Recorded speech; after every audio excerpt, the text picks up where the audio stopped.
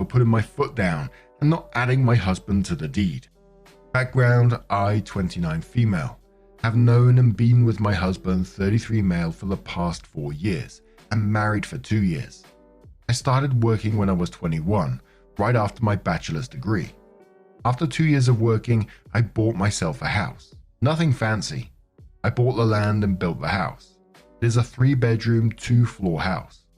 I got to know and date my husband in 2019. The construction of my house had finished by then.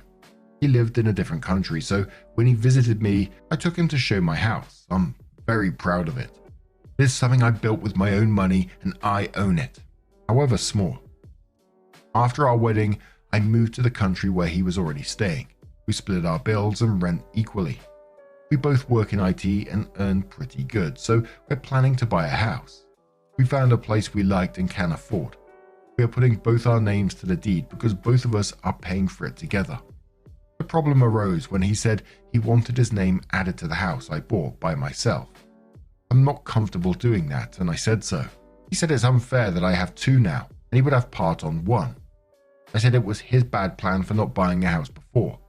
I bought that house before I knew he existed and with my own money. Since he had no contribution to it, I'm not obligated to make him feel good by adding him to the deeds. He then proceeded to call his family. While his sister and brother-in-law support me, his mum and dad said that it's not about the money, but it's about the togetherness, and whatever it is should be for the both of us or none. I said I am sorry, but this is not happening. He will never be in the deed even if he pays his share, which he and his family thinks he should not because it's ours, not mine or his, because I know how much I struggled to have that house and make it happen. Now his mum and dad are saying I disrespected them by saying this. Am I the arsehole? Edit 1. Both of us are from the same country. We are on a visa in a different country and we work there. We are planning to buy a house where we work on visa. We are allowed to do that. We are planning to stay 5 more years at least, so buying a house made it seem logical. In my country, we don't have a prenup culture. I did tell him earlier that this was mine and I won't ever give it to anyone, unless I am dead, in which it will go to either my kids, if I have any, or the charity. Edit 2, because someone pointed this out. My husband's family has generational wealth. I don't. He has never depended on me for anything. We married because we love each other. It has nothing to do with money, at least in my case. Edit 3. I'm sorry if it looks like I am entitled when I say that I bought the land from my dad in a comment. I did buy it from him for real cheap, but I paid off all the construction costs, material costs, labor costs, etc. by myself. I even plastered and painted the walls myself when I was a little low on money. I think this makes it valid for me to be proud of what I did. I'm from a developing country and I'm sorry that you have to shit on me if just the land came for cheap and I paid and did everything. I've cut tiles myself and mixed paints and watered the cement, so hell yeah, I am proud and have an emotional attachment to that place. Edit 4. I'm not in the US. Any property I own before marriage or after, if it has my name on the deeds, it belongs to me alone. I can choose to register it in anyone else's name if I want, or register a power of attorney, or register someone as a co-owner later. But it's completely up to my discretion. We do not have a communal property law. Now, I won't go into the prenup comments on this one simply because OP seems to say they don't really mean anything in her country. I would still suggest obviously going to talking to a solicitor, lawyer, whatever it need be to get that confirmed, because you see stories of people, once they're married, what's yours is theirs and all this kind of stuff. Obviously I don't know the full ins and outs of that, so don't jump on me about that one. But it was a huge red flag for me when he said, wow, it's unfair that you got 2 and he's only got part of 1 and you should be sharing, and then gets his parents and his family involved to try and pester you about this. But not your effing problem, says you have a serious husband problem. First, no, it is your house. He didn't contribute any of it. So no, don't add him to the deed. But second, he called his family to push you into what he wanted. International Yam says not the arsehole. In most cases, I would think otherwise. In this case, you already owned 1 house, but bought a second with your husband. I'm wondering if there are any big differences to his previous country and the one you are living in now. Did he marry you for a better lifestyle to support his family, or are the countries pretty similar? Exciting Peanut says, not the arsehole. I'm so happy seeing someone draw the hard line. It's not fair. Well, nothing is stopping him from buying a house solely with his own funds. Though I don't know why you would want kids with him. He's just going to cry to mummy every time he doesn't get his way. You have a husband problem where he thinks he's entitled to your property, doesn't respect you. One more comment from Chocolate Candy Bar who says, lol, nice try parents. Reverse situation, they would say you're a gold digger. Anyway, don't listen too much to their reasons, because their only real reason is to gain some advantage to their son by marrying you. It's a good thing because you now know they'll never be on your side in case of cheating or abuse, and you can consider yourself free to not put much effort into the relationship. Not the arsehole. Opie comes in with their update and starts off saying vote of thanks, saying 1. Thank you for all the insights and suggestions from all the enormous number of people that invested their time into reading it. 2. A lot of people suggested I bring in my parents and make it even. I didn't want to take that route because 2 wrongs don't make a right and too many cooks spoil the broth. 3. Finally, for all the people who have submitted their decisions whether you're the arsehole or not the arsehole, thank you. I like to read all the perspectives. Update. I talked to my husband and I told him all my insecurities regarding the matter. I told him how I put my blood and sweat into it, how I have spent nights without sleeping and a few without eating to finish it, how I have plastered and painted the walls by myself. He was very understanding. He told me he didn't know all that and what that means to me. He is fine with not being added to the deed. I suggested him to buy another place which is just his, and since it's not the end of the world and we will earn more, we will buy even more assets in the future, and he was fine with all the suggestions. Talking to his parents, he told them that is not happening.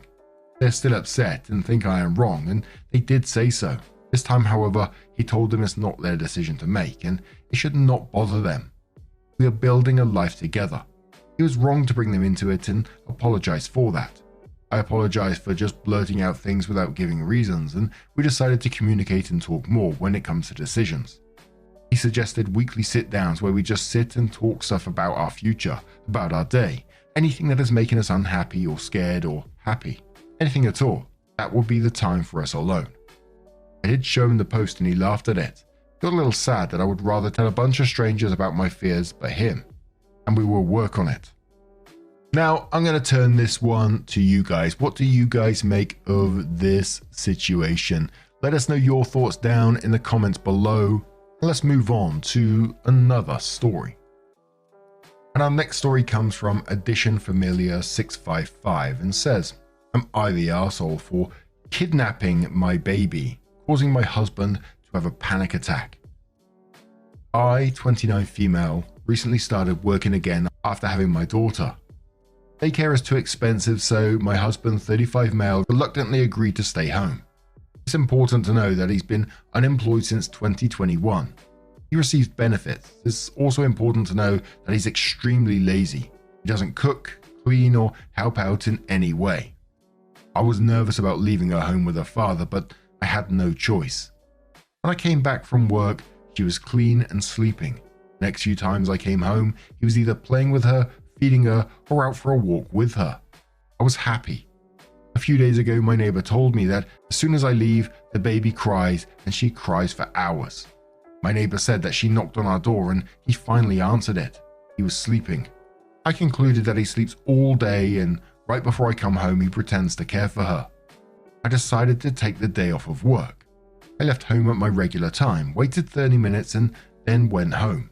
Sure enough, he was knocked out of sleep with his stupid noise-cancelling headphones on. I went to my daughter's room, scooped her up and took her to my friend's house. I waited about 2 hours and I finally called him to tell him I was coming home early.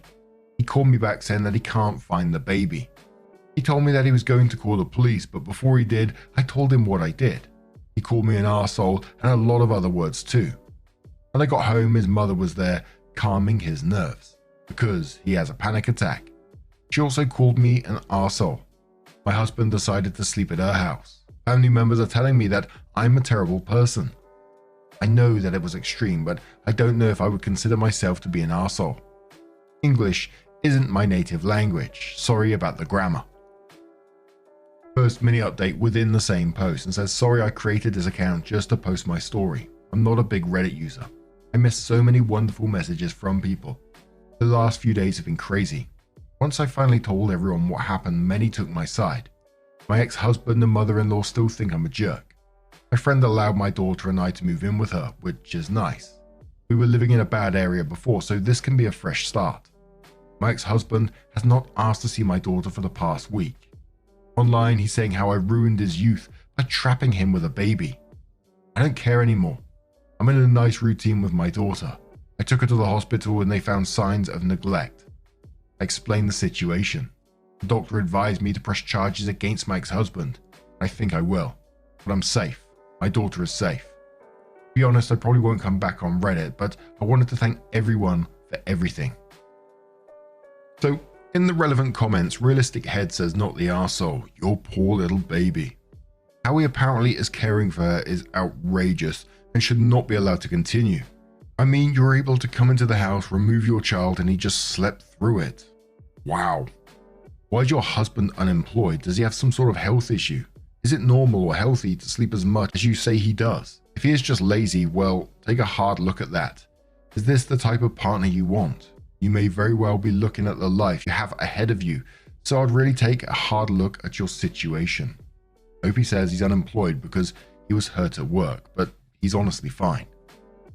Another commenter says someone could have actually kidnapped your child, or she could have got sick or choked or needed a nappy change. He is neglecting your child. I cannot believe his mum, her grandmother, hasn't torn him a new one over this. Find a good childcare and leave him. I do not encourage divorce usually, but I'm not sure I could ever trust that man again. Ditto his mum, not the arsehole. Opie says the daycare that I can get her into won't take her until she's 6 months old. I'm going to have to change my schedule. I can work all day Friday, Saturday, Sunday. My mum, sister, friend and cousin will help me a bit until I can get her into daycare. Rachie182 says take her to a doctor to be checked over. Get it recorded so he can never get custody of her. Opie says I did take her later that same day. She only had a bit of weight loss.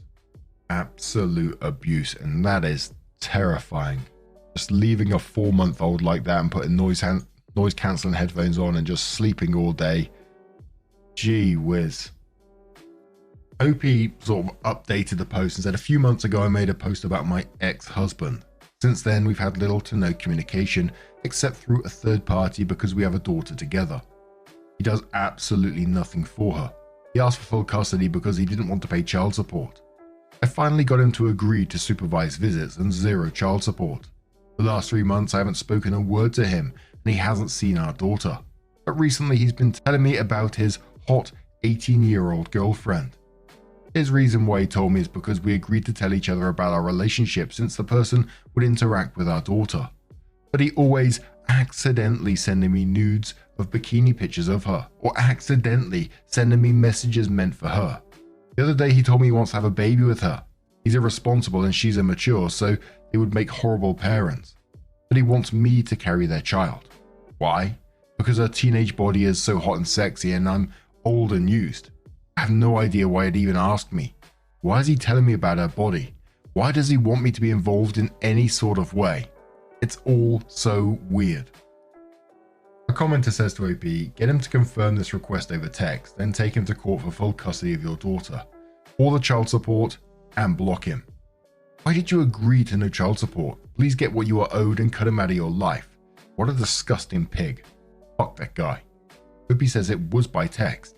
He's supposed to contact the third party, but he's recently been contacting me. That's only for emergencies. Salty all the time says he just wants to trigger you by showing off his child girlfriend.